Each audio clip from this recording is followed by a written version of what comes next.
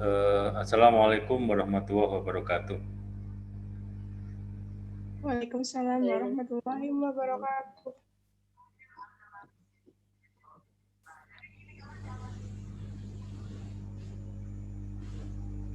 Ya, marilah kuliah kita pada siang ini kita awali dengan berdoa membaca basmalah bersama-sama.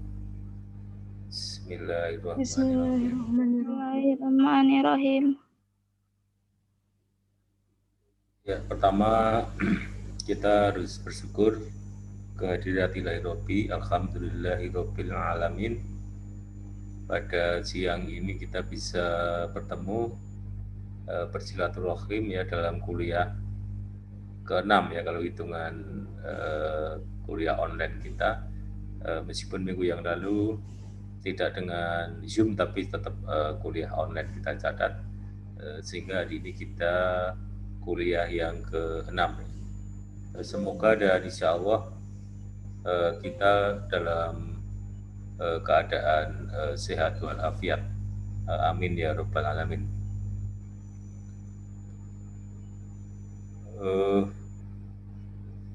Terima kasih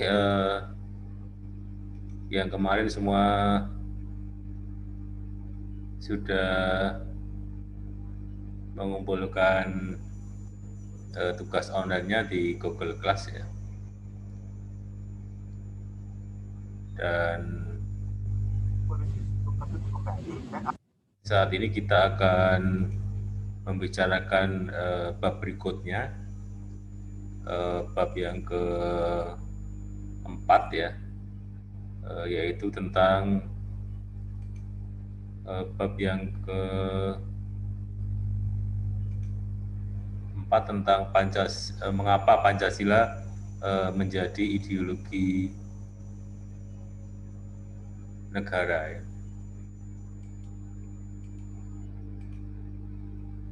Namun sebelum itu saya juga mengingatkan diri saya sendiri dan kita semua ya, ini kita memang situasinya belum normal, jadi masih new normal, jadi belum biasa, jadi masih luar biasa ya, jadi masih situasi yang tidak biasa karena memang saat ini masih adanya situasi COVID-19 ya.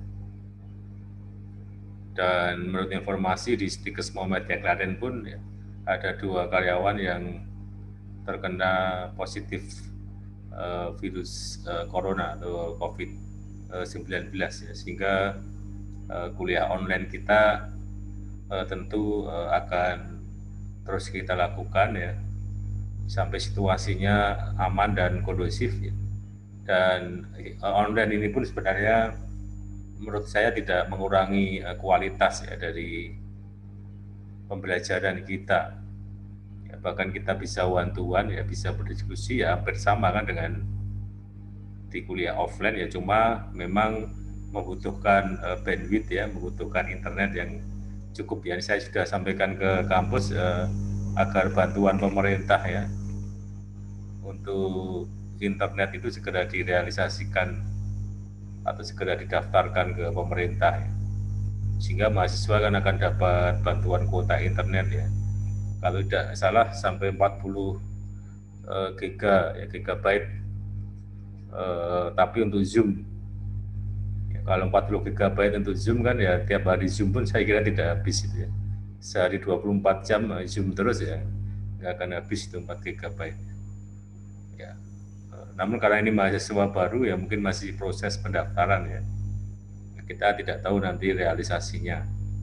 Yang pelajar pun atau yang mahasiswa lama pun juga memang belum semua juga dapat terrealisasi bantuan kuota internet dari pemerintah ya. Karena memang kebutuhan internet ini cukup tinggi ya sekarang ini di dunia milenial ini, di dunia era teknologi 4.0. Di sisi yang lain situasi COVID yang memang harus menggunakan banyak pertemuan-pertemuan yang bersifat virtual. Saya kira kita sebagai Sivitas Akademika Stikes Muhammadiyah Klaten ya, ada informasi bahwa hari Minggu kemarin dari Ahad kemarin ya, Ketua Umum Pimpinan Daerah Muhammadiyah Klaten ya Bapak Ustadz Abdul Rodi ya beliau meninggal dunia, dan seminggu sebelumnya memang sudah dinyatakan positif COVID-19 ya, sehingga beliau dirawat di rumah sakit UNS dan meninggal pada hari Ahad kemarin. Seminggu sebelumnya anak menantunya ya itu juga meninggal dunia ya. Namun meskipun pemakamannya menggunakan standar protokol COVID-19 ya, namun kepastian apa COVID kita juga atau saya belum mendapatkan informasi. Tapi waktu minggu kemarin saya merayat Ustadz Abdul Rodi ini juga dimakamkan di samping ya dari makam Ustadz Ikron ya, anak menantunya. Ya, artinya memang kita harus berdoa semoga almarhum ya husnul khotimah ya. Amin ya rabbal alamin.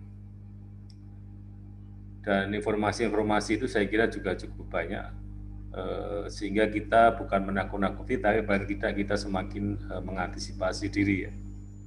Memang pilihan-pilihan yang berat, wisata di Klaten juga beberapa hari yang lalu dibuka, tapi ini ditutup lagi ya. Saya baca di Detik.com, di Ponggok itu ada 3 turis yang kemudian positif ya, di Ponggok ya. Karena saya tidak membayangkan ya kalau dalam satu kolam renang bersama salah satu kena COVID kan penyebarannya cukup luar biasa ya. Saya memang dulu hobi renang ya. Saya itu ya kalau renang itu bisa 1 jam tidak berhenti ya. Renang terus ya, meskipun gayanya gaya bebas ya. Gaya kata ya. Jadi pelan-pelan tapi bisa 1 jam tidak berhenti. Jadi kalau renang itu setelah selesai renang itu teman-teman sudah ganti semua karena yang lain sudah pada pulang ya. Saya masih muter terus itu nggak berhenti ya. Tapi karena ini COVID kan juga jadi berhenti dan juga belum berani ya, belum berani untuk renang ya. Tapi ini kan olahraga, Anda orang kesehatan ya, orang kebidanan ya, dan Anda juga harus bangga. Ini kemarin ada informasi memang di tahun 2022 nanti formasi PNS itu banyak diambil dari tenaga bidan ya, untuk yang medis ya. Anda mungkin bisa nanti baca di media massa ya, dan nanti kan 2022 kan sudah hampir lulus ya, kalau insya Allah lancar kan itu ya, banyak yang dibutuhkan nanti kebidanan. Memang antara dunia kesehatan itu kan kebutuhannya naik turun ya, kebutuhan dari formasi tenaga kerja ya, khususnya untuk yang PNS ya. Saya kira informasi yang lain ya cukup banyak juga ya. Kemarin juga saya baca di Sukoharjo juga ada Pak Sutri ya, pasangan suami istri juga meninggal dunia meskipun tidak dalam waktu yang sama karena juga COVID-19 ya. Tetapi kita tetap harus new normal, karena kalau misalnya kayak seperti tadi ya wisata ya, kalau tidak dibuka itu ekonomi juga tidak bergerak ya. Kan saya lihat Ponggok itu sehari dibuka aja bisa ratusan juta ya income yang didapatkan oleh pemerintah desa ya, atau pengelola. Belum makan minum yang ada di sekitarnya, belum parkiran ya. Kan menggerakkan roda ekonomi ya. Tapi di sisi yang lain kalau dibuka kan menjadi pusat penyebaran ya baru virus corona. Ini kan pilihan yang simalakama ya, pilihan yang berat. Termasuk umroh ini kan juga dibuka ya untuk Indonesia. Kan kemarin 2 hari yang lalu sudah mengirimkan ya 1 angkatan pertama ya untuk umroh ke Arab Saudi ya. Pilihannya kan juga berat ya, kalau nggak dibuka ya mengekang hak beribadah orang ya. Di satu sisi juga ekonomi tidak bergerak, karena umroh itu juga, haji itu juga nilai ekonominya kan sangat tinggi ya, khususnya bagi Arab dan juga bagi Indonesia, khususnya biru umroh, kemudian juga pedagang-pedagang yang berjualan peralatan-peralatan haji dan umroh ya, peralatan perlengkapan haji dan umroh ya, kan hampir menganggur itu ya selama 6 bulan itu ya, biru umroh itu ya, dan biru wisata pada umumnya juga begitu, tapi ini sudah mulai bergerak ya, tapi tetap antisipasinya kan sangat kuat ya. Seperti kalau umroh ya sekarang tambah 3 hari, mah biayanya lebih mahal ya, karena dia harus dikarantina di Arab 3 hari dulu ya. Tentu nanti juga penambahan untuk tes COVID ya, dan vaksin corona kalau memang sudah bisa diterapkan ya, ya itu tetap dilaksanakan ya, karena memang tapi dibatasi nanti ya. Bahkan di sananya setelah 3 hari di karantina pun nanti ketika tawaf maupun sa'i juga dibatasi, tidak setiap waktu bisa tawaf atau sa'i ya di Masjidil Haram ya, itu dibatasi. Tapi kalau sholat sepertinya yang saya baca tidak dibatasi ya untuk masuk ke Masjidil Haramnya, tapi untuk yang sa'i dan tawafnya itu dibatasi ya. Itu cara-caranya seperti itu ya, di samping standar COVID yang protokol COVID yang harus dilakukan dengan ketat ya, kita pun juga begitu kan ya, apa yang kita lakukan ya, apa yang untuk mengantisipasi ya, apa yang kita lakukan ya, kita menghindari kerumunan ya dengan jaga jarak ya, kalau keluar rumah ya pakai masker ya, cuci tangan yang benar ya, kemudian juga meningkatkan imunitas diri kita ya dengan makanan yang sehat, berolahraga yang sehat juga kan ya, berolahraga pun juga mengurangi resiko kan ya. Ya sebenarnya resiko yang paling rendah itu kalau olahraga ya di rumah ya, pakai jogging atau aerobik dan sebagainya yang sendiri gitu ya. Tapi kalau saya ya mungkin juga ada sih di rumah ya untuk mengganti renang itu ya. Ya tenis pun saya lakukan ya, meskipun juga itu berkelompok ya, tapi kan tidak terlalu banyak ya. Ya, tapi Anda juga harus meningkatkan imunitas, karena di era yang sekarang ini kan kita berlomba-lomba seperti hidup di hutan rimba ya, hukum rimba ya, siapa yang kuat dia yang menang ya, siapa yang lemah ya dia akan terkena dampaknya ya. Kita harus bersama-sama untuk bisa survive ya, untuk bisa bertahan hidup ya, karena virus ini kan tidak bisa kita ketahui ya, kehadirannya dan juga resikonya. Meskipun di media ada yang menyaksikan ya virus corona, tapi kalau bagi saya kan kita lihat realitasnya saja kan ya. Ya memang virus itu secara umum yang kita pelajari ya seperti virus flu atau virus demam yang lain, tetapi kalau virus flu pun kan tidak berdampak pada orang-orang yang komorbid atau orang-orang yang memiliki resiko penyakit ya. Kita kan tidak tahu ya, saya sendiri nggak tahu apa kelemahan yang ada di dalam tubuh kita ya. Ya, ada juga kan yang usia-usia muda juga terkena corona ya, dan juga meninggal dunia, termasuk tadi yang usianya juga 40-an tahun yang Ustadz Fikron itu ya. Ya. Jadi ini satu contoh saja agar kita bisa bersama-sama mengingatkan diri kita ya, untuk menghindari kerumunan, tapi memang agak sulit juga ya. Saya tadi juga makan siang di warung soto juga penuh full ya. Kemudian di wisata hari Minggu itu saya lewat Ponggok ya juga cukup banyak ya. Kemudian sekarang sudah ditutup ya mulai kemarin ya. Di Umbul Besuki itu juga penuh ya. Dan saya sempat ke Dieng juga penuh ya. Ya memang karena memang itu pilihan-pilihan itu ya untuk menggerakkan ekonomi, di sisi yang lain kesehatan juga akan dijaga. Oke, kita akan lanjutkan materinya. Tadi ada yang WA ke saya, ini jatahnya bab 4, bab 4 itu berarti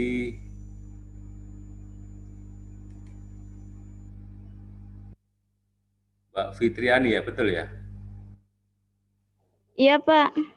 Ya, oke. Kalau saya bantu untuk paparan dari sini ya, untuk share Iya, Pak. screen-nya. Silakan nanti bisa di mulai.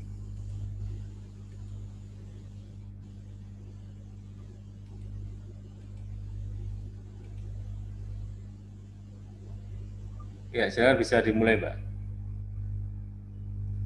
Ya.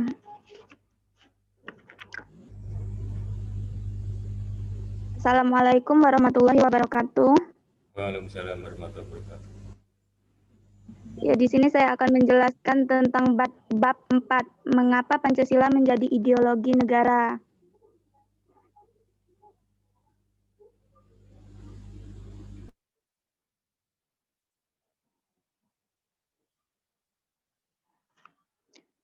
Pancasila dijadikan ideologi negara karena di dalamnya terdapat nilai-nilai dasar yang disepakati oleh mayoritas warga negara Indonesia dan ingin mewujudkan dalam kehidupan bernegara. Kesepakatan ini terjadi pada awal pendirian negara Indonesia, yaitu Sidang PPKI pada tanggal 18 Agustus 1945. Pembahasan Pancasila sebagai ideologi nasional berarti Pancasila menyediakan seperangkat gagasan, prinsip, doktrin, ide tentang cita-cita bangsa yang dicapai dan cara mencapainya. Gagasan dan prinsip itu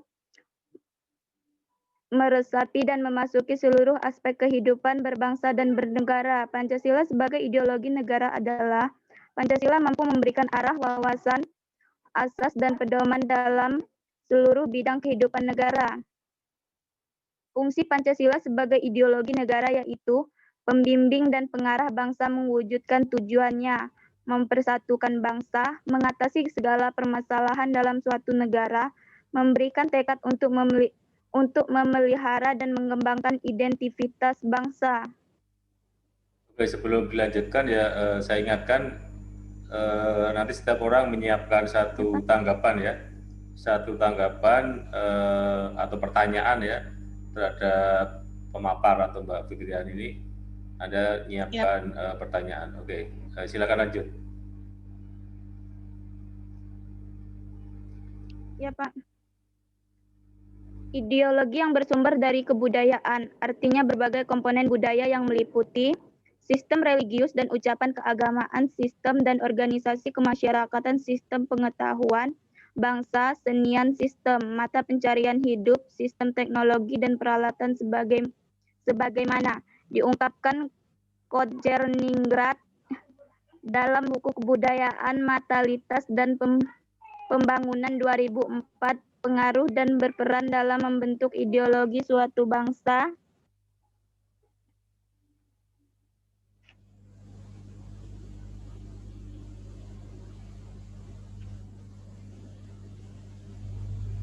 A.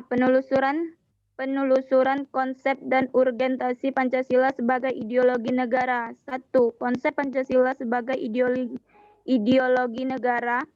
Istilah ideologi berasal dari kata ide yang artinya gagasan, konsep, pengertian dasar, cita-cita, dan lolos yang berarti ilmu. Sejarah konsep ideologi dapat ditelusuri jauh sebelum istilah tersebut digunakan.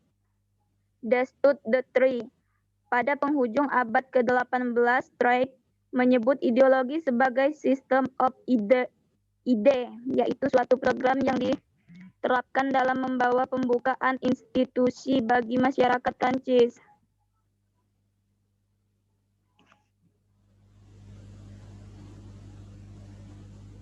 Fase-fase pengembangan globalisasi itu adalah sebagai berikut. A. Fase embrio berlangsung di Eropa dari abad ke-15 sampai abad ke-18 dengan munculnya komunitas nasional dan runtuhnya sistem tradisional abad tengah. B. Fase pertumbuhan yang meliputi abad ke-18 dengan ciri pengesahan kepada gagasan negara kesatuan, kristalias, konsep hubungan internasional, standaritas, konsep kewarganegaraan.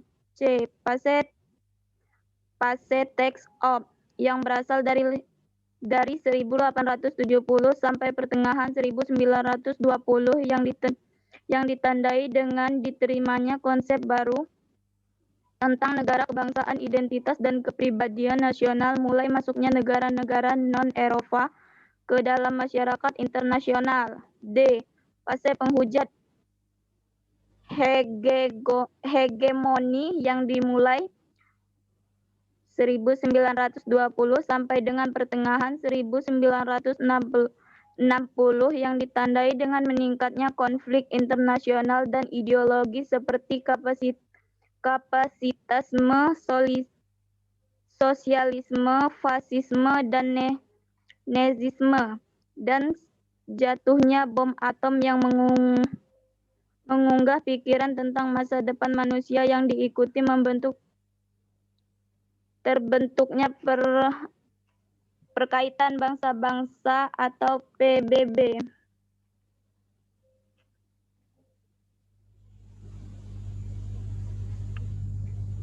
Beberapa tokoh atau pikiran Indonesia yang mengidentifikasi ideologi sebagai berikut. A. Sastra Prodija 2001. Ideologi adalah seperangkat gagasan atau pemikiran yang berorientasi pada tindakan dan diorganisasikan menjadi suatu sistem yang teratur. B. Shiojanto 1991. Ideologi adalah hasil refleksi manusia berkat kemampuannya menjaga jarak dengan dunia kehidupannya. C. Mubaryanto 1991.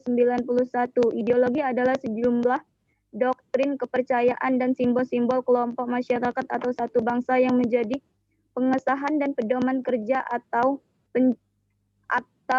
perjuangan untuk mencapai tujuan masyarakat atau bangsa itu.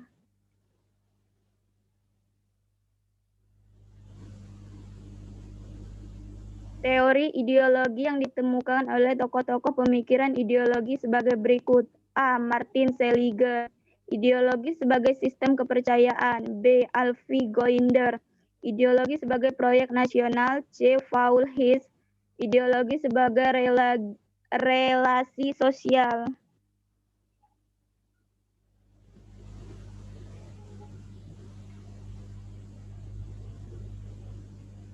Dua, organisasi Pancasila sebagai ideologi negara. Sastra Prodija mengenai beberapa karakteristik kebudayaan global sebagai berikut. Beberapa bangsa dan budaya dan kebudayaan menjadi lebih terbuka terhadap pengaruh timbal balik. Pengaruh akan identitas dan keragaman masyarakat dalam berbagai kelompok dengan pluralisme etis dan religius. Masyarakat yang memiliki ideologi dan sistem nilai yang berbagai yang bekerja sama dan bersaing sehingga tidak akan satupun ideologi yang dominan. Kebudayaan global merupakan sesuatu yang khas secara utuh tetapi tetap bersifat plural dan homogen. Nilai-nilai hak asasi manusia atau HAM, kebebasan, demokrasi menjadi nilai-nilai yang dihayati bersama tetapi dengan interaksi dan yang beberapa Sastrapedia 2001.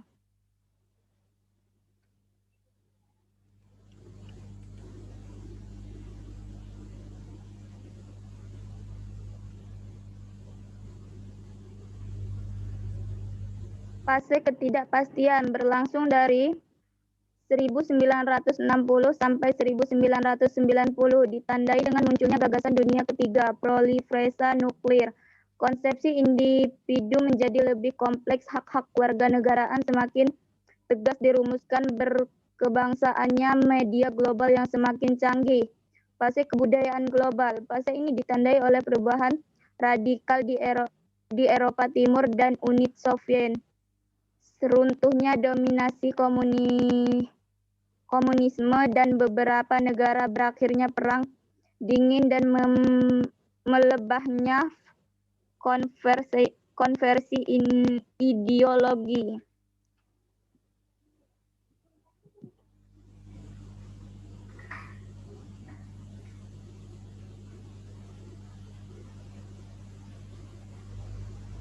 B. Menanya alasan diperlukannya kajian Pancasila sebagai ideologi negara. 1. Warga negara memahami dan melaksanakan Pancasila sebagai ideologi negara. Sebagai warga negara, Anda perlu memahami kedudukan Pancasila sebagai ideologi negara karena ideologi Pancasila menghadapi tantangan dari berbagai ideologi dunia dalam kebudayaan global. Unsur-unsur yang mempengaruhi ideologi Pancasila sebagai berikut.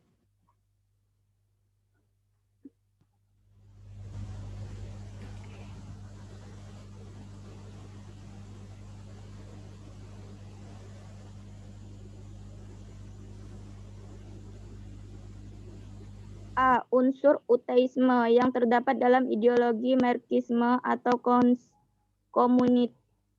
komunisme bertentangan dengan sila ketuhanan yang Maha Esa. B. Unsur individualisme dalam liberalisme tidak sesuai dengan prinsip nilai gotong royong dalam sila keadilan sosial bagi seluruh rakyat Indonesia. C.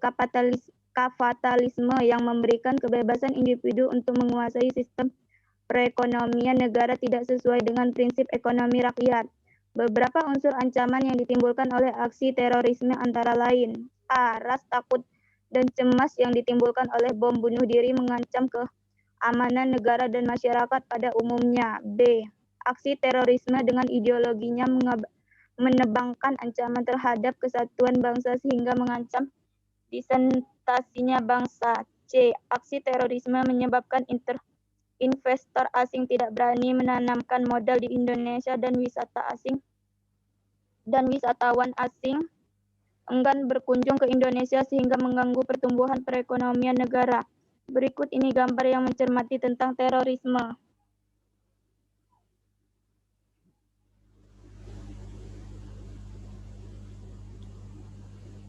Dua, penyelenggaraan negara memahami dan melaksanakan Pancasila sebagai ideologi negara. Magis Suseno menegaskan bahwa pelaksanaan ideologi Pancasila bagi penyelenggaraan negara merupakan suatu orientasi kehidupan konstitusional, artinya ideologi Pancasila dijabarkan ke dalam berbagai peraturan perundang-undangan. Adanya beberapa unsur penting dalam kedudukan Pancasila sebagai orientasi kehidupan konstitusional. A. Kesediaan untuk saling menghargai dalam kehasat masing-masing. B. Akualitasi 5 sila Pancasila. C. Mengenai sumber historis sosiologi politis tentang Pancasila sebagai ideologi negara.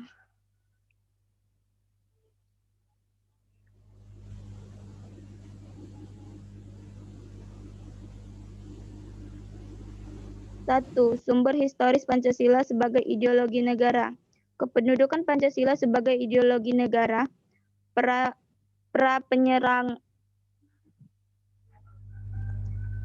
penyelenggaraan negara yang berkuasa sepanjang sejarah negara Indonesia. A. Pancasila sebagai ideologi negara dalam masa pemerintahan Presiden Soekarno. Pada masa pemerintahan Presiden Soekarno, Pancasila ditegaskan sebagai pemersatu bangsa. B. Pancasila sebagai ideologi dalam masa pemerintahan Presiden Soeharto. Pada masa pemerintahan Presiden Soeharto, Pancasila dijadikan sebagai asas tunggal bagi organisasi politik dan organisasi kemasyarakatan. C. Pancasila sebagai ideologi dalam masa pemerintahan Presiden Habibie. Presiden Habibie menggantikan Presiden Soeharto yang mundur pada 21 Mei 1998 atas desasnya berbagai pihak. Habibie menghapus penetaran P4.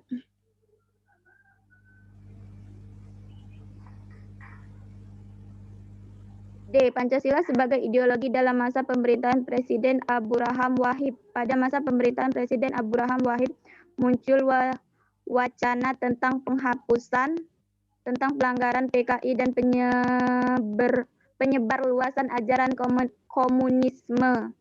E. Pancasila sebagai ideologi dalam masa pemerintahan Presiden Megawati.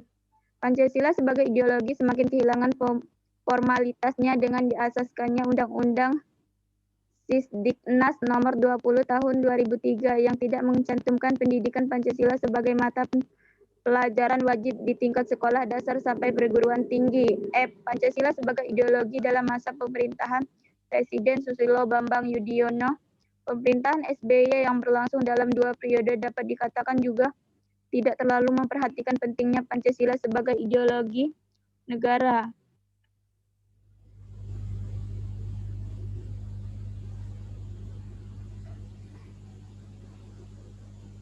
Dua, Sumber sosiologis. Pancasila sebagai ideologi negara. Unsur-unsur sosiologis yang berbentuk Pancasila sebagai ideologi negara meliputi hal-hal sebagai berikut. A. Sila ketuhanan yang Maha Esa dapat ditemukan dalam kehidupan beragama masyarakat Indonesia dalam berbagai bentuk kepercayaan dan keyakinan terhadap adanya kekuatan gaib. B. Sila kemanusiaan yang adil dan beradab dapat ditemukan dalam hal saling menghargai dan menghormati hak-hak orang lain, tidak bersikap sewena-wena. C. Sila persatuan Indonesia dapat ditemukan dalam bentuk solidaritas, rasa setia kawan, rasa cinta tanah air, dan cinta tanah air yang berwujud pada mencintai produk dalam negeri. D. Sila kerakyatan yang dipimpin oleh hikmah kebijaksanaan dalam permusyawaratan perwakilan dapat ditemukan dalam bentuk penghargaan pendapat orang lain, sangat musyawarah dalam mengambil keputusan. E. Sila keadilan sosial bagi seluruh rakyat Indonesia tercermin dalam sikap suka menolong, menilaikan gaya, sikap sederhana, tidak berlebihan.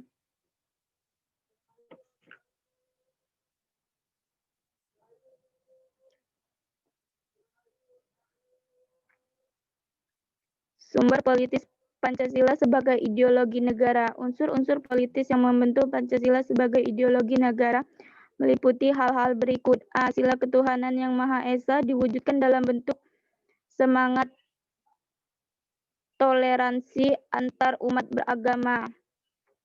B. Sila kemanusiaan yang adil dan beradab diwujudkan penghargaan terhadap pelaksanaan hak asasi manusia atau HAM di Indonesia. C. Sila persatuan Indonesia diwujudkan dalam pendahuluan kepentingan bangsa dan negara daripada kepentingan kelompok atau golongan termasuk partai. D. Sila kerakyatan yang dipimpin oleh hikmat kebijaksanaan dalam permusyawaratan perwakilan diwujudkan dalam mendahulukan pengabdian keputusan berdasarkan musyawarah daripada voting. E. Sila keadilan sosial bagi seluruh rakyat Indonesia diwujudkan dalam bentuk tidak menyalahgunakan kekuasaan abuser of power oleh kerakyatan diri atau kelompok. Karena penyalahgunaan kekuasaan itulah yang terjadi faktor pemicu terjadinya korupsi.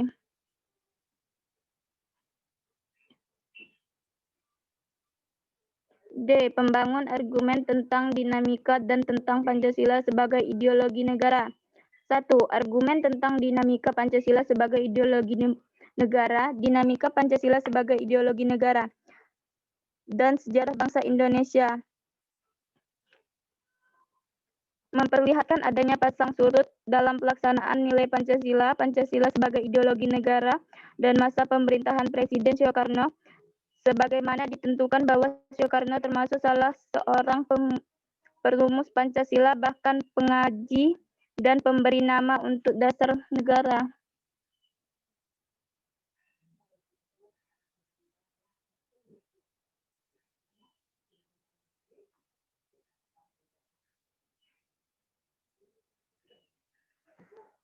Dua, argumen tentang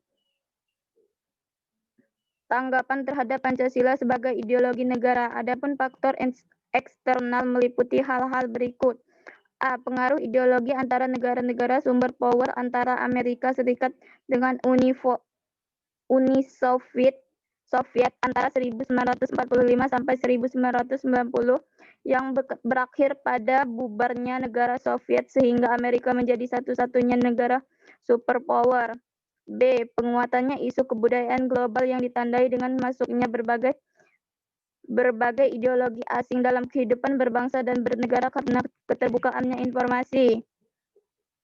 C. Mengingatnya kebutuhan dunia sebagai akibat pertambahan penduduk dan kemajuan teknologi sehingga terjadi eksploitasi terhadap sumber daya alam secara masif. Dampak konkretnya adalah kerusakan lingkungan seperti banjir, kebakaran hutan,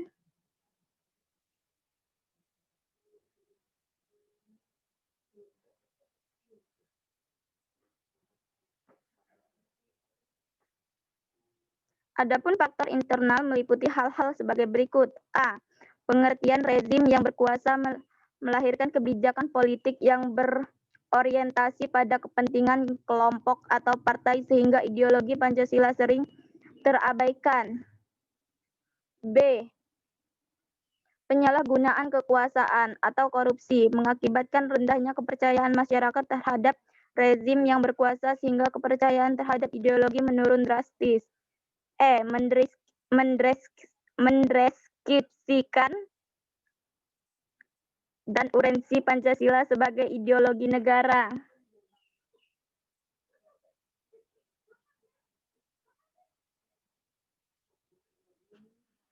Satu, hakikat Pancasila sebagai ideologi negara. Hakikat Pancasila sebagai ideologi negara memiliki 3 dimensi sebagai berikut. 1. Dimensi realitas. 2. Dimensi identitas. 3. Dimensi fleksibilitas. 2.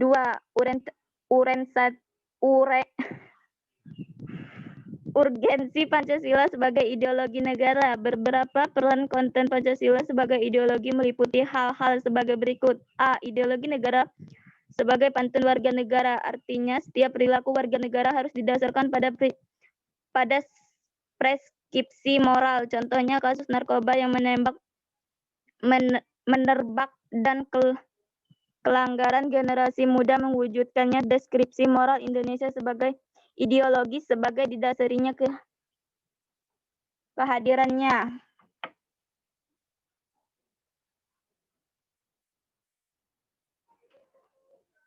Oleh karena itu, diperlukan norma-norma penuntun yang lebih jelas baik dalam bentuk preskripsi, imbauan maupun penjabaran nilai-nilai Pancasila ke dalam produk hukum yang memberikan rambu yang jelas dan hukum yang setimpal bagi pelanggarnya. B. Ideologi negara sebagai penolakan terhadap nilai-nilai yang tidak sesuai dengan sila-sila Pancasila. Contohnya, kasus terorisme yang terjadi dalam bentuk pelaksanaan hendak melalui kekerasan. Hal ini bertentangan nilai toleransi, berkeyakinan hak-hak asasi manusia, dan sangat persatuan. Gambar berikut ini memberikan bagaimana terorisme telah merusak nilai toleransi.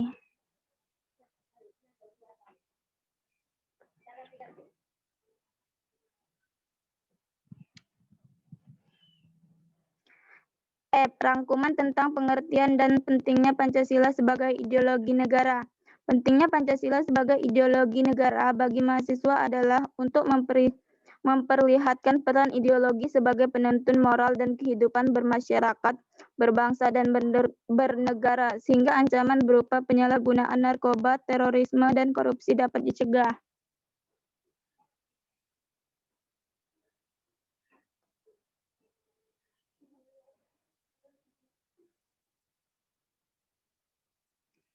G. Tugas belajar lanjut proyek belajar Pancasila sebagai ideologi negara. 1.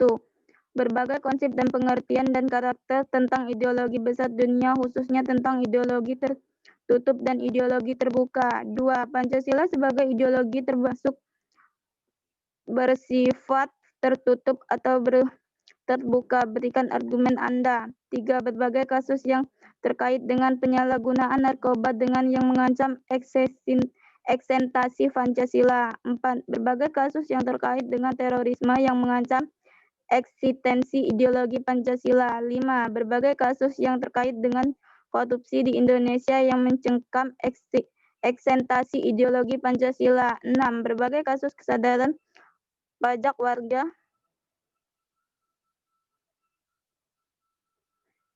negara yang mengancam eksistensi ideologi Pancasila. Pak, maaf, ini kan analisa kasus saya itu nggak kekumpul di GC, tapi nyimpen di laptop. Itu saya bacain aja apa gimana, Pak?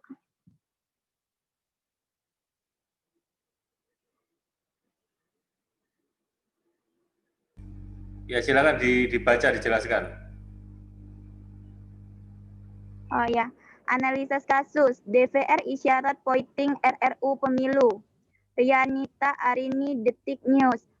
Senin, tanggal 9 bulan 4 2012, jam 18.54 waktu Indonesia bagian Barat.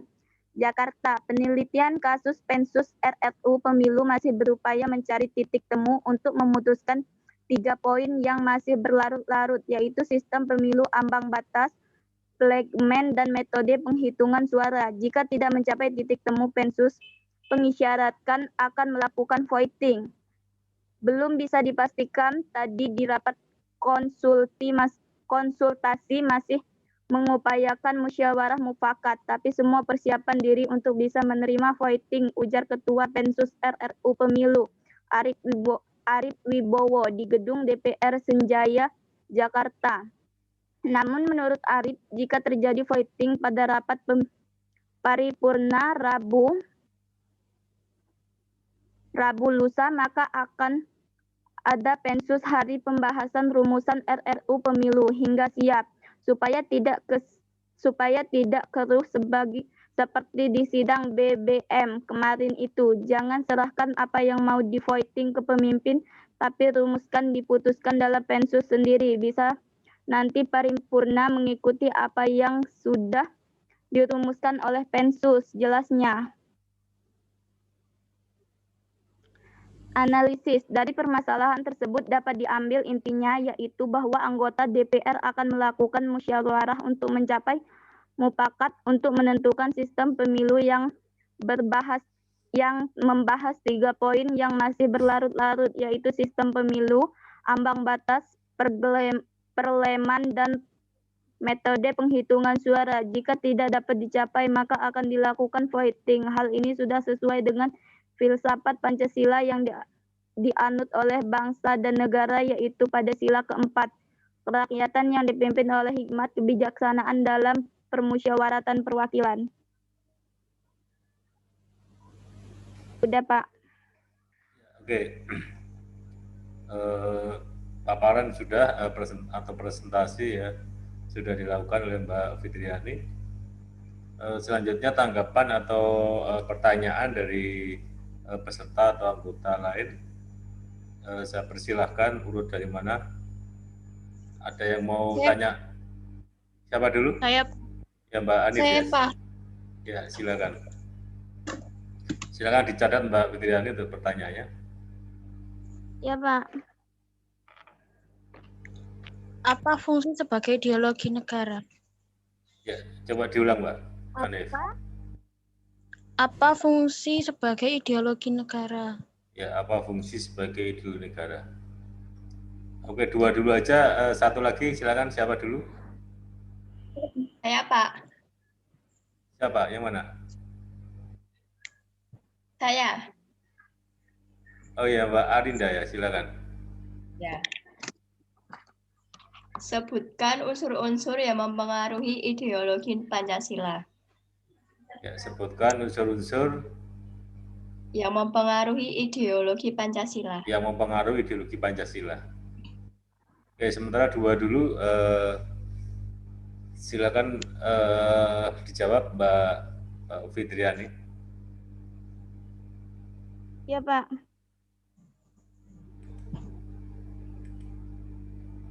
Maaf, Pak, ini Umi nanya apa fungsi sebagai ideologi negara? Yang dimaksud Pancasila dijadikan ideologi negara. Gitu, Umi? Iya. Oh, iya, aku jawab. Dijadikannya sebagai ideologi negara karena di dalamnya terdapat nilai-nilai dasar yang disepakati oleh mayoritas warga negara Indonesia dan ingin wujudkan dalam kehidupan bernegara. Ya.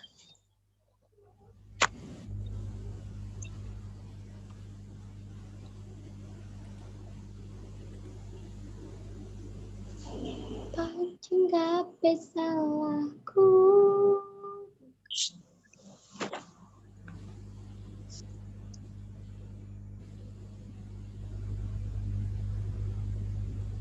Yang pertama sudah ya, yang kedua tadi silakan dijawab Mbak Fitriani.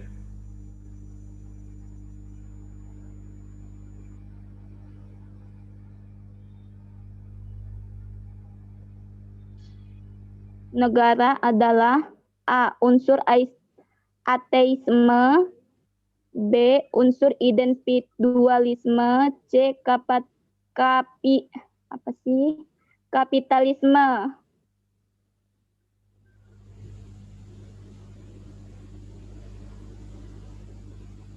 Udah, Pak. Udah ya, oke. Ya, Ya. ya sementara dua ini dulu aja. Nanti kita lanjutkan kalau masih ada waktu, dan kita kasih tepuk tangan ya untuk Mbak Fitriani dan yang bertanya pada diskusi pada siang hari ini. Oke, ini saya bahas dulu ya, kurang lebih mungkin nanti penambahan waktu sekitar 20 menit itu ya, biar nanti Zoom-nya tidak terlalu panjang ya, dan mungkin paketan datanya juga lebih efisien ya untuk para mahasiswa. Kalau saya ini kan paketan datanya pakai internetnya pemerintah ya, unlimited ya. Tapi nanti kalau meskipun waktunya tidak tepat, tapi sisanya itu adalah nanti dilakukan untuk penugasan ya, dengan Google Class dan sebagainya. Oke, hari ini tadi session kita adalah tentang Pancasila sebagai ideologi negara ya. Jadi ini sesuatu yang sangat penting ya. Dan di YouTube yang minggu lalu saya share dan saya minta mahasiswa untuk mempelajarinya ya, di situ juga sudah saya jelaskan bagaimana ideologi itu bisa menjadikan ideologi Pancasila itu konsekuensinya adalah menjadikan Pancasila sebagai way of life ya, dalam kehidupan kelompok ya, maupun kehidupan masyarakat pada umumnya ya. Baik dari segi perilaku kita ya, juga dalam segi pemikiran kita. Jadi aspek kognisinya ya, pengetahuan kita, kemudian afeksinya, dan juga psikomotoriknya, sehingga pemikiran kita tidak dihantui ya oleh ideologi-ideologi yang bertentangan dengan Pancasila. Yang jelas kan ideologi-ideologi yang bertentangan dengan Pancasila itu kan yang tadi sudah dibahas adalah misalnya ateisme ya, anti Tuhan ya, tidak percaya pada Tuhan ya. Itu jelas harus hilang dari ideologi kita, dari pemikiran kita, dari pemahaman kita ya, dari sikap kita dan dari perilaku kita. Ya. Bangsa Indonesia yang rakyat Indonesia yang tidak percaya pada Tuhan ya, berarti dia tidak berhak untuk tinggal di Indonesia ya, karena memang dasar negara kita adalah Pancasila. Meskipun kepercayaan terhadap Tuhan Yang Maha Esa, Allah Subhanahu Wa Taala itu di Indonesia tidak harus agama ya, bisa kepercayaan terhadap Tuhan Yang Maha Esa ya. Bahkan sekarang di KTPL pun bisa tidak menyebutkan agama tapi ketuhanan Yang Maha Esa, karena memang di dalam Pancasila dan Undang-Undang Dasar 45 memang begitu ya, agama dan kepercayaan terhadap Tuhan Yang Maha Esa ya. Nah, kepercayaan terhadap Tuhan Yang Maha Esa itu memang kalau di Indonesia kan cukup banyak ya, aliran-alirannya ya. Tidak hanya 1, 2, 3, ada puluhan ya.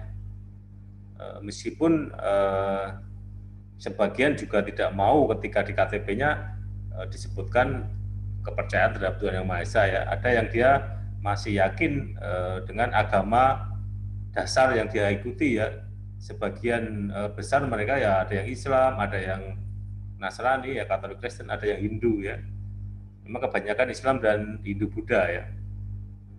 Kemudian dia beralih pada kepercayaan terhadap Tuhan Yang Maha Esa ya.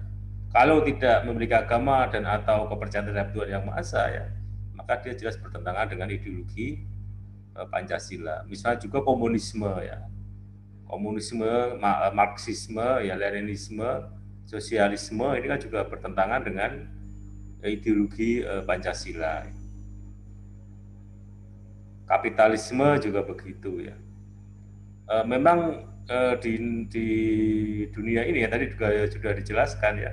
Dulu ada kekuatan besar negara adidaya, namanya Uni Soviet ya, negara Uni Soviet dan negara Amerika Serikat.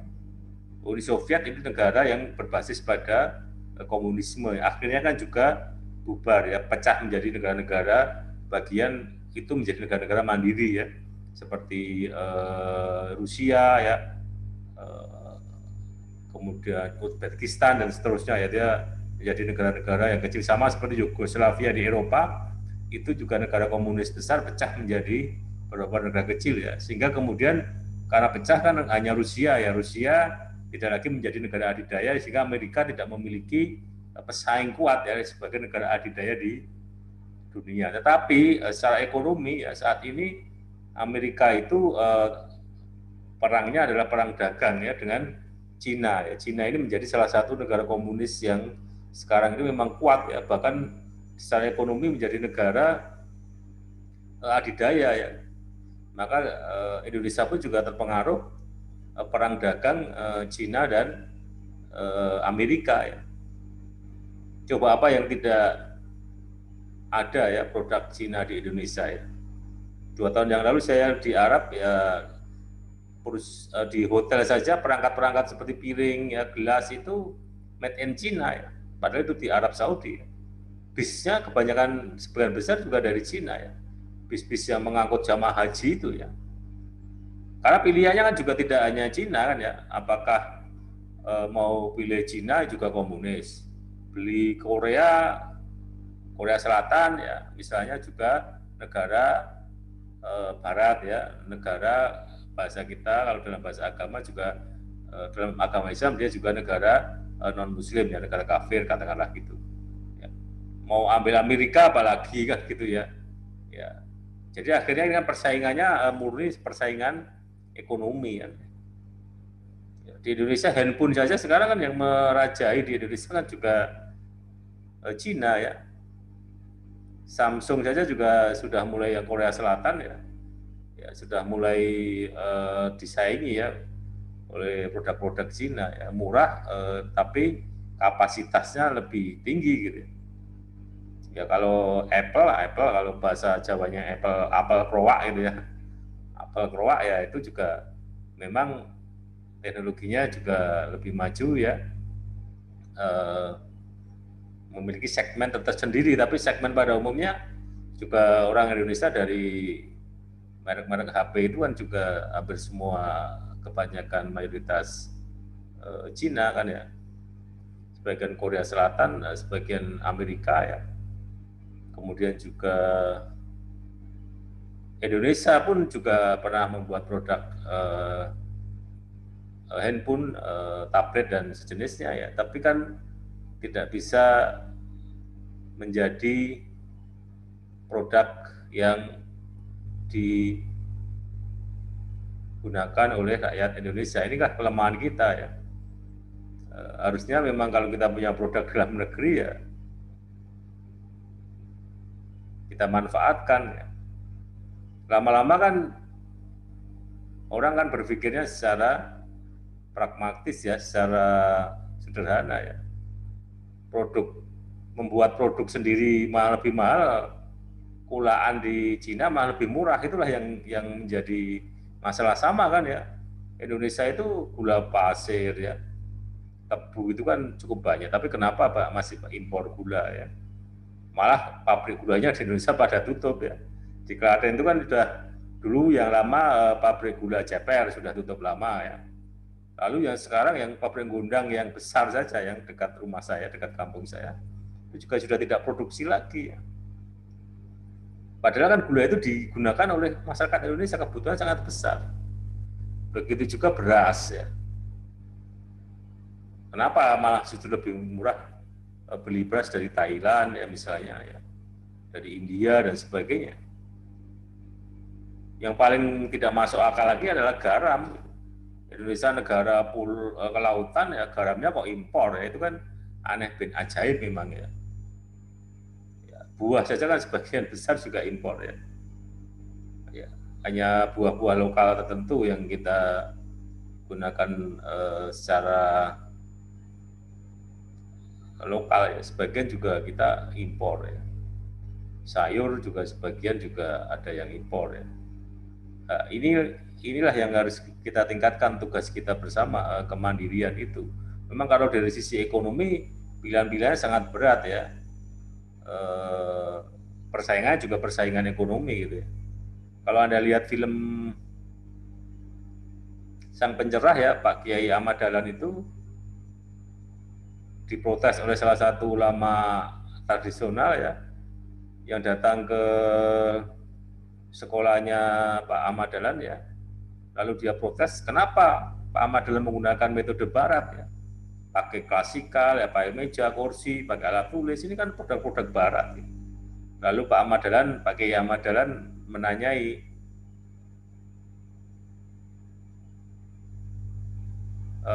apa namanya, ya ini ada yang tanya, jadi memang ini tidak harus selesai sampai bab 7 ya, karena memang nanti kemungkinan kita setelah mid, karena di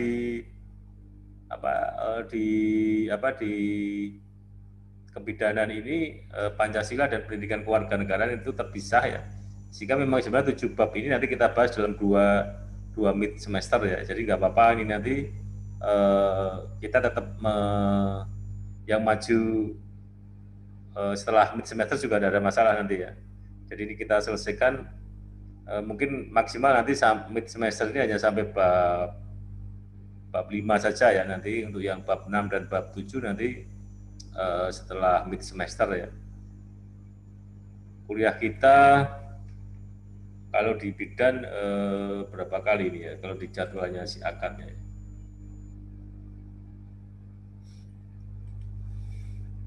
Saya lihat ke aplikasi dahulu ya.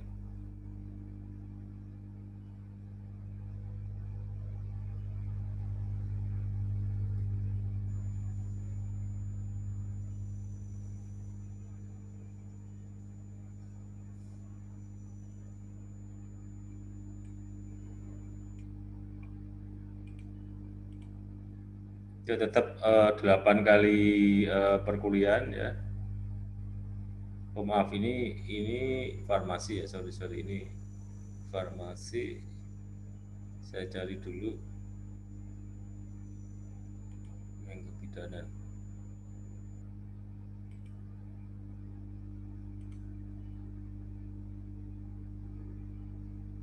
Ya, kebidanan tetap 8 kali. Jadi nanti kita sebelum mid masih ada 2 kali pertemuan, nanti tetap kita diskusi memperdalam bab-bab ini dulu ya, yang belum masuk tidak perlu khawatir, nanti bisa setelah mid semester ya, sehingga nanti bisa saya perdalam tuh. Hari ini juga hanya 1 bab saja ya, makanya ini nanti hanya mungkin kurang lebih saya tambahi 10-15 menit lagi untuk membahas yang tadi saya sampaikan ya.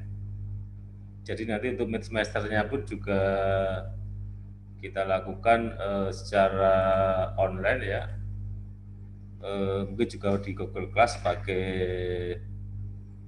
Google Form ya. Cuma apakah nanti Anda mengisinya secara soft copy ya, dengan file aplikasi seperti Word atau yang sejenisnya ya, atau nanti pakai tulis tangan ya, menyiapkan kertas folio, nanti difoto yang jelas, nanti dibentuk PDF lalu dikirim ke Google Class ya. Ini nanti masih saya pikirkan ya.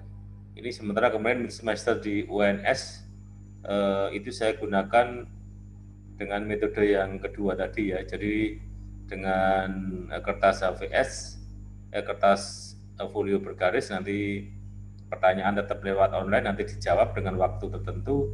Nanti setelah selesai difoto dan di-convert ke PDF ya, nanti lalu di-upload ya. Memang ada kelebihan dan kelemahannya ya, kalau langsung soft copy itu kebanyakan mahasiswa yaitu kopas ya, copy paste, nanti tanya Mbak Google ya.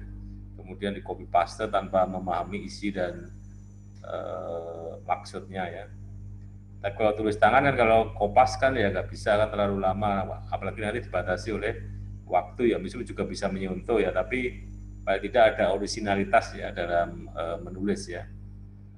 Ya nanti kita coba saya pertimbangkan dulu ya, tapi kita masih ada 2 pertemuan lagi kalau sesuai jadwal ya perkuliahan kita. Oke, saya lanjutkan tadi ya tentang ideologi ya, ideologi Pancasila, yaitu tentang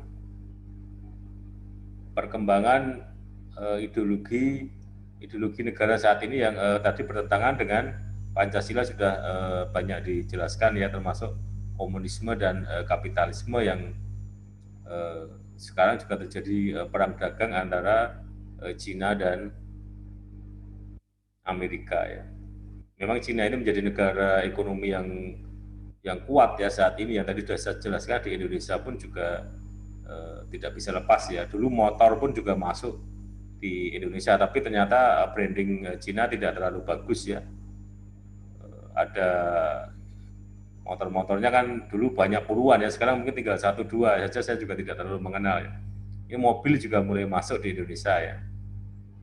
Ya kalau Anda lihat di China itu ada Wuling gitu kan, di situ kan itu kan produk Cina ya. Meskipun yang banyak kalau di Indonesia dikuasai oleh Jepang ya, oleh mobil-mobil Jepang ya. Motor juga Jepang kebanyakan ya. Ya berarti Cina belum mampu bersaing ya. Ya Indonesia harusnya ada kemandirian gitu ya. Saya kira dulu Pak Habibie sudah membuat pesawat terbang ya, meskipun kemudian ada kendala dan sebagainya ya. Ya paling tidak kita dari hal yang kecil gitu ya, kita mencintai produk bangsa Indonesia yang ada gitu ya, sehingga kita tidak terlalu memanfaatkan asing ya. Cuma kan tadi kendalanya kan Indonesia itu karena barangkali ya karena 350 tahun dijajah ya, sehingga kita tuh lebih suka sebagai bangsa yang konsumen ya, konsumerisme ya. Alat-alat yang kita gunakan ini, coba ini apakah ada mic-nya ini, apakah headset-nya ya, komputernya ya, mungkin laptopnya, HP-nya tadi ya, kebanyakan kan juga merek-merek luar negeri semua ya. Sehingga sangat sederhana, yang digunakan di masjid pun juga gitu. Saya lihat dari pengeras suaranya, mungkin di masjid juga ada AC-nya ya, juga produk-produk luar semua kebanyakan ya. Jadi ini yang jadi tantangan kita bersama. Kemudian yang lain yang bertentangan dengan ideologi Pancasila adalah tadi yang dijelaskan adalah tentang radikalisme ya, anarkisme ya, terorisme ya. Ini kan sebuah persoalan yang ada di Indonesia ya. Di samping kalau pemerintah sekarang juga melarang organisasi yang namanya HTI ya, Hizbut Tahrir Indonesia ya. Ya substansinya secara hukum memang organisasi itu dilarang di Indonesia ya, karena dianggap ideologinya bertentangan dengan nilai-nilai Pancasila ya, yang ada di butir-butir atau di dalam sila-sila yang ada di dalam Pancasila itu sendiri ya. Kemudian juga kita mulai untuk di Indonesia ya, di era Jokowi ini memang ada BPIP ya, Badan Pembina Ideologi Pancasila ya. Kemudian sempat ada RUU HIP ya, haluan ideologi Pancasila, yang kemudian pro dan kontra ya. Kemudian mau diganti dengan undang-undang BPIP dan independent ya. Kita tidak tahu nanti apakah tiba-tiba juga akan disahkan, tapi sebenarnya kan itu terjadi pro kontranya, memang ada interpretasi ya Pancasila yang 5 sila itu ya, kemudian ada yang diterjemahkan atau ditafsirkan ekasila, trisila dan sebagainya. Padahal kan itu sudah kita bahas ya di dalam perumusan Pancasila, itu memang menjadi story ya, menjadi sejarah bangsa. Tetapi Pancasila yang ada itu ya Pancasila yang ada di dalam pembukaan Undang-Undang Dasar 1945 ya 5 sila ini menjadi satu kesatuan ya.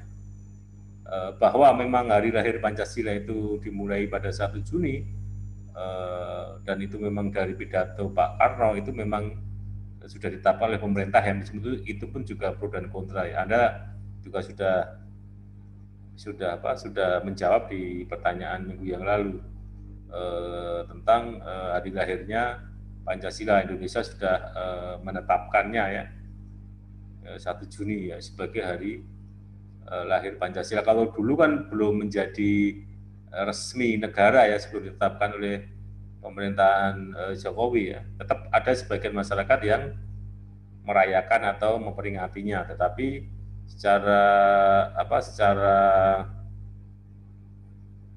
hukum ya, secara resmi belum menjadi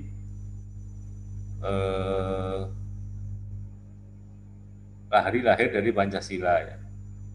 Jadi dari situlah nanti kita bisa melihat ya, yang pada intinya tadi sudah dijelaskan di materi Mbak Fitriani tadi juga ada ya di bab akhir ya, bagaimana pentingnya Pancasila sebagai ideologi negara bagi masyarakat adalah untuk memperlihatkan peran ideologi sebagai penuntun moral dalam kehidupan masyarakat berbangsa dan bernegara sehingga ancaman berupa penyalahgunaan narkoba, terorisme, dan korupsi dapat dicegah ya.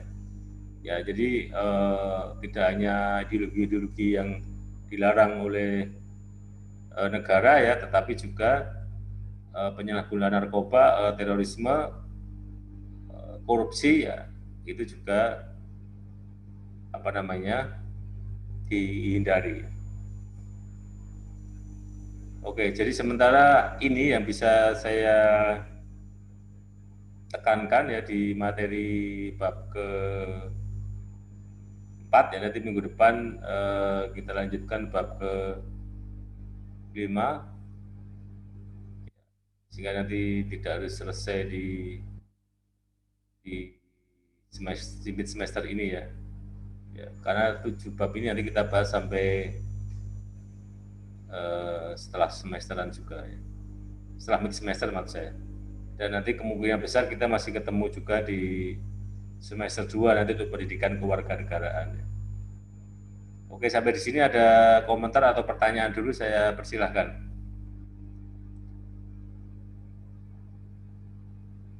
Kalau tidak saya cek dulu untuk yang tugas minggu yang lalu ya.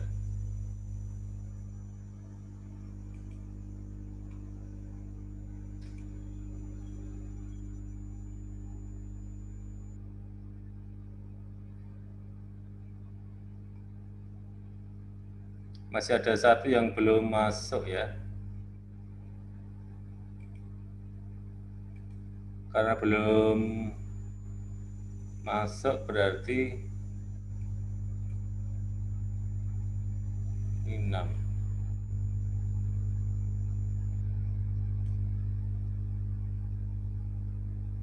Baru 1, 2, 3, 4, 5, 6. Kok ini 1, 2, 3, 4, 5, 6.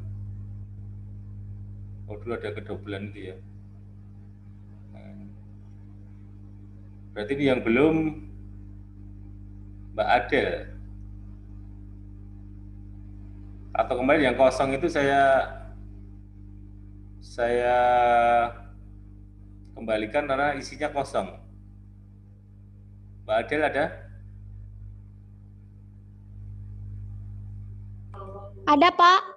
Ya, ini di dalam Google Class-nya belum terkirim.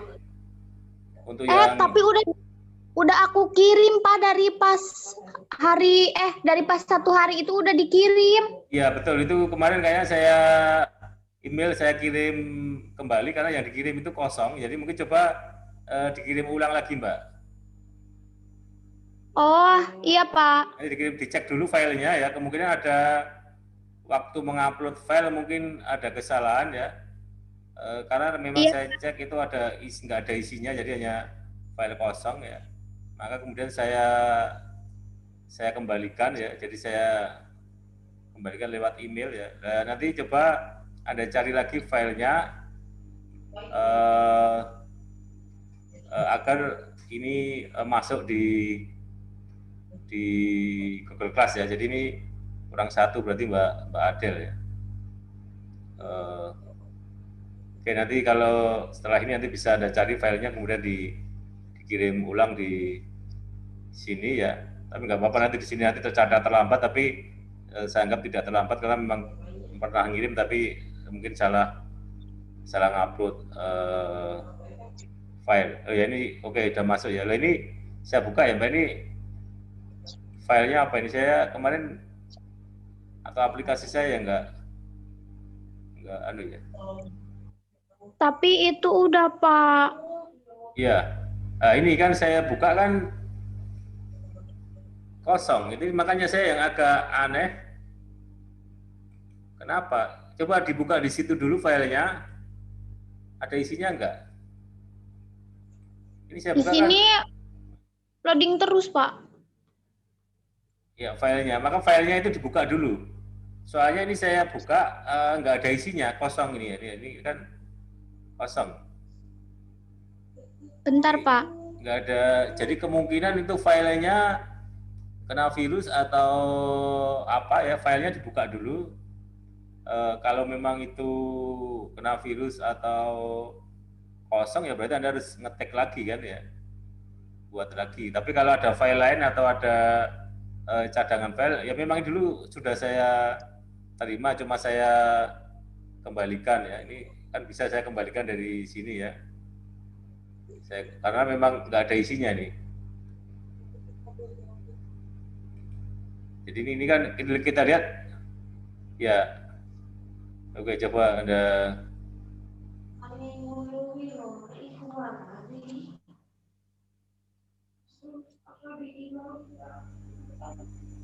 dibuka dulu di filenya. Kalau isi di situ, sementara saya buka di sini nggak isi, jadi ada kemungkinan aplikasinya di antara mahasiswa dan Mbak Adel dan saya itu tidak kompatibel ya. Tapi kalau di situ juga kosong berarti kan kemarin nge-save-nya yang atau mungkin kena virus filenya ya. Oke, jadi nanti Mbak Adel dicek dulu filenya itu dibuka dulu di situ. Apakah ada isinya atau tidak ya.